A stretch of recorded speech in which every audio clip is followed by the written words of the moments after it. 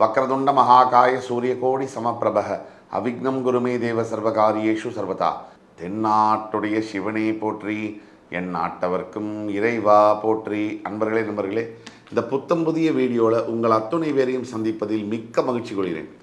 அதிசார குரு பயிற்சி சிறப்பு பலன்கள் 2025 இந்த வரிசையில் மிதுன ராசியில் இருக்கக்கூடிய குரு பகவான் தற்சமயம் அக்டோபர் 18ஆம் தேதி சரியாக கடகராசிக்கு அதிசாரம் பெற்று சஞ்சரிக்கிறார்.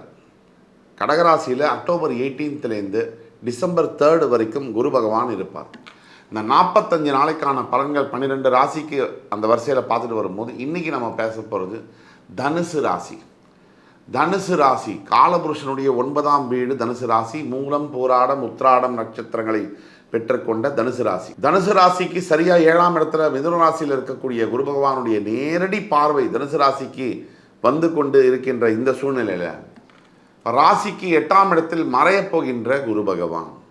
இதனால் என்ன பலாபலன்கள், இதை பற்றி விரிவாக பார்க்கலாம். அதுக்கு முன்னாடி தனுசு ராசி நேயர்களை பற்றி ஒரு சுருக்கமாக 3 முதல் 4 பாயிண்ட் பார்த்துடலாம். தனுசு ராசி அதிகமாக லட்சியங்களை உடைய ராசி. பிடிவாதம்னா உச்சக்கட்ட வைராக்கியம் பிடிவாதம் உடைய ராசி. பிடிவாதமும் இருக்கும், வைராக்கியமும் இருக்கும்.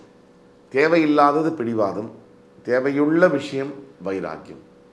எந்த விஷயத்துக்கும் தனுசு ராசிக்கு இருக்கக்கூடிய குழப்பம் என்பது வேறு எந்த ராசிக்கும் இருக்காது.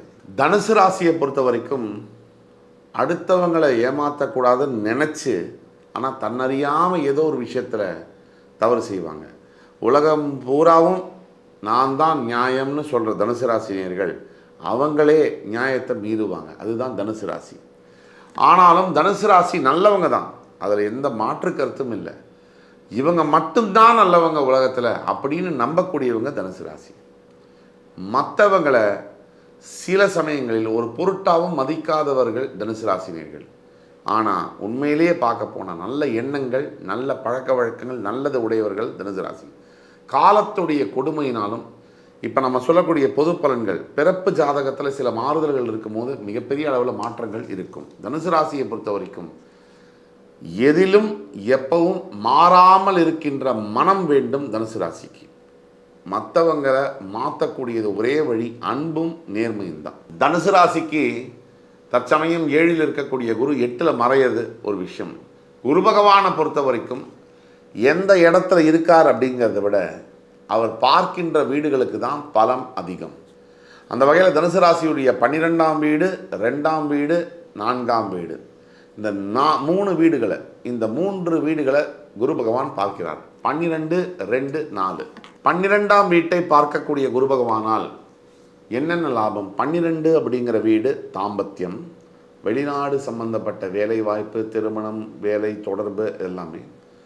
12 அப்படிங்கிறது நிம்மதியான உறக்கம், 12 அப்படிங்கிறது கனவுகள், 12 அப்படிங்கிறது விரயம். இது எல்லாம் இந்த வீட்டை பார்க்கக்கூடிய குரு பகவானால் நல்ல உறக்கம், நிம்மதியான தூக்கம் யாருக்கு இருக்கும்? யாருக்கு வாழ்க்கையில் எந்த பிரச்சனையும் இல்லையோ அவங்க நிம்மதியாக இருப்பாங்க.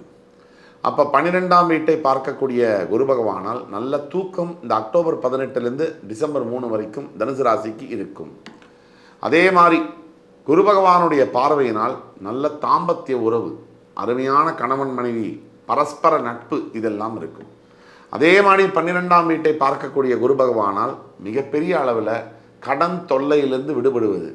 காசு தேவையில்லாமல் தனுசு ராசிக்கு இன்றளவும் விரயமாகி கொண்டிருக்கு. அதுக்கு காரணமும் நீங்கள் தான். தேவையில்லாத இடத்துல அதிகமாக காசு செலவு பண்ணுறதும், தேவையுள்ள இடத்துல காசு செலவு பண்ணாமல் மிச்சம் பண்ணுறதும் நினைக்கிறதும் தனுசு ராசி தான்.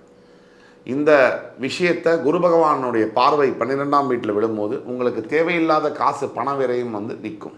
அடுத்தபடியாக உங்களுடைய 2ஆம் வீடு என்று சொல்லக்கூடிய மகர ராசியை குரு பகவான் பார்ப்பதனால தனம், வாக்கு, குடும்பம் இந்த 3 விஷயங்களும் ஓரளவுக்கு சுபத்துவம் பெறும். தன வரவு, பணம் தங்குற இடம் 2ஆம் இடம், பணம் சம்பாதிக்கிறது 11. அப்போ குருவுடைய பார்வை என்ன செய்யும் அப்படின்னா தனுசுக்கு இன்கம்மை இன்க்ரீஸ் பண்ணி கொடுக்கும். ரொம்ப வருஷம் ஆச்சு சார், பணம் இன்க்ரிமெண்ட்டு கேட்டு கம்பெனியில் அப்ரூவ் பண்ணிடுவாங்க. வெளிநாடு போகணும் சார், இப்போ வெளிநாடு 12ஆம் இடத்தை பார்க்கறதுனால வெளிநாடு செல்லக்கூடிய பாக்கியங்கள்னு வரும். வெளிநாட்டில் வந்து குடிபெயர்றது, படிக்கிறதுக்கு போகிறது, வேலை பார்க்குறது, கல்யாணம் பண்ணிக்கிறது, ஏன் செட்டில் பண்ணுறது, வியாபாரம் பண்ணுறது எல்லாமே நடக்கும்.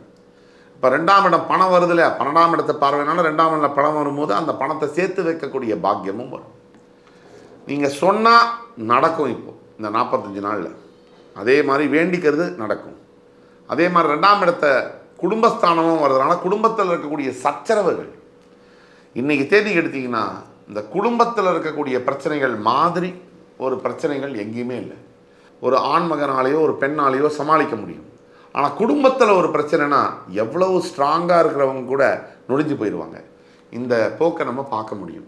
குடும்பம் நல்லா இருக்கணும் அப்படின்னா கண்டிப்பாக இந்த இடத்த குரு பார்வையினால், இந்த வாக்குஸ்தானத்தை குரு பார்க்கறதுனால, குடும்பஸ்தானத்தை பார்க்கறதுனால தனுசு ராசிக்கு விடிவு காலம் பிறக்கும்.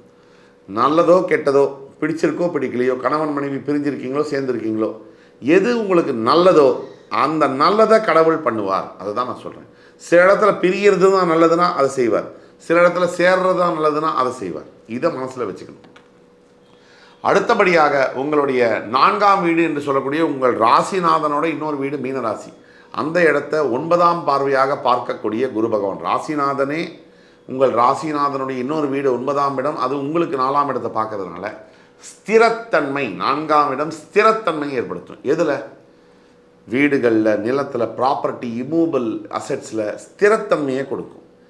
புதுசாக வீடு வாங்குகிறேன், வாகனம் வாங்குகிறேன், அதிலெல்லாம் ஒரு ஸ்திரத்தன்மையை ஏற்படுத்தும்.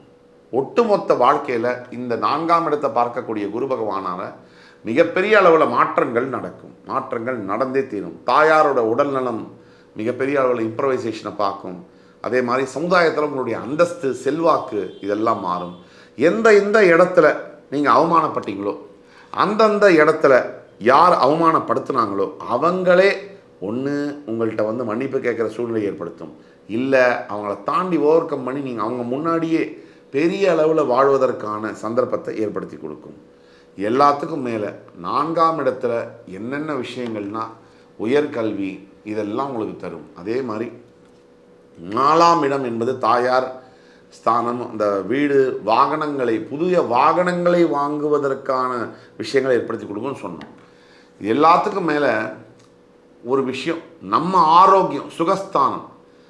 என்ன சம்பாதிச்சு பேர் புகழெல்லாம் இருந்தாலும் நமக்கு ஆரோக்கியம் இல்லைன்னா அத்தனையும் பைசா பிரயோஜனம் இல்லை. இந்த தத்துவத்தை உணர்த்துவதற்காக குரு பகவான் உங்கள் 4ஆம் இடத்தை பார்க்கிறார். அதிசார குரு விசேஷம். உங்கள் சுய ஜாதகத்தில் மட்டும் நான் இப்போ சொல்கிற விஷயங்கள்லாம் பொது பலன்கள். கொஞ்சம் கூட உங்கள் சுய ஜாதகத்தில் நல்ல பலன்கள் இருந்துச்சுன்னு சொன்னால் இப்போ சொல்கிற பலன்கள் 100 மடங்கு வேலை செய்யும். அது உங்களுக்கு தெரியணும். அடுத்து உங்கள் வாழ்க்கையில் என்ன நடக்க போகுதுன்னு தெரிஞ்சுக்கணுன்னா கீழே கொடுக்குற வாட்ஸ்அப் நம்பர் எங்களை தொடர்பு கொண்டு பேசுங்க. கண்டிப்பாக உங்கள் சுய ஜாதகத்தை பார்த்து நானே உங்களுக்கான துல்லியமான எதிர்கால பலன்களை சொல்கிறதுக்கு காத்துட்ருக்கேன். இப்போ பரிகாரம்னு வரும். ஆபத் சகாயேஸ்வரர் இந்த கோவில் குரு பகவான் ஆலங்குடியில் இருக்கக்கூடிய ஸ்தலம். இந்த கோவிலுக்கு போகலாம், என்னால் போக முடியல சார், எனக்கு வசதி இல்லை, நேரமும் இல்லை, பணமும் இல்லை அப்படின்னா தட்சிணாமூர்த்தி சுவாமியுடைய ஒரு படத்தை வீட்டில் வச்சு வியாழக்கிழமை தோறும் அவருக்கு பூஜை செய்து, அவருக்கு அர்ச்சனை செய்து, வீட்டுக்கு அருகாமையில் இருக்கக்கூடிய நவகிரகங்களில் இருக்கக்கூடிய குரு பகவானை வந்து அவருக்கு அர்ச்சனை செய்து, சின்ன குரு பகவானுடைய மஞ்சள் வஸ்திர ஆடை அவருக்கு சாத்தி அவரை வழிபட வழிபட அப்போ பாருங்கள் வித்தியாசத்தை. எண்ணி 25 நாளைக்குள்ளே உங்கள் வாழ்க்கையில் பெரிய அளவிலான மாற்றங்கள் நடக்கும். உங்கள் ஜாதகத்தை பற்றி உங்களுக்கு தெரிஞ்சுக்கணுமா, எங்களை தொடர்பு கொள்ளுங்கள். இன்னும் துல்லியமாக உங்களுக்கு என்ன நடக்கும் அப்படிங்கிறத பற்றி விரிவாக பேச முடியும். இந்த எபிசோடு உங்களுக்கு பிடிச்சிருக்கும்னு நம்புகிறேன். அடுத்து வரும் காணொலியில் வேறொரு சந்தர்ப்பத்தில் உங்களை சந்திக்கும் வரை உங்களிடம் இருந்து விடைபெறுவது உங்கள் சுபாஷ் பாலகிருஷ்ணன். நன்றி, வணக்கம், வாழ்க வளமுடன்.